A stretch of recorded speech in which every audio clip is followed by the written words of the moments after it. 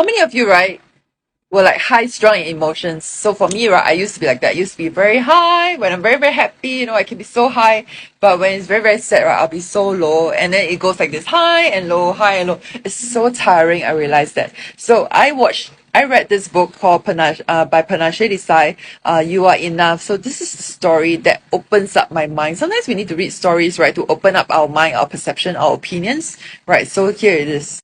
So this is a story of an old farmer who had worked his crops for many years. One day, his horse ran away. Upon hearing the news, right, his neighbors came to visit him, and the neighbors were like, "Oh, such bad luck." Then the farmer was like, "Maybe." Then after the next morning, right, the horse returned, bringing with it three other wild horses. "How wonderful!" the neighbors exclaimed. And then he said, "Maybe," replied the old man. So the following day, his son tried to ride one of the untamed horses, right, was thrown and broke his leg. So the neighbors again came to offer their sympathy on his misfortune, and the farmer said, "Maybe."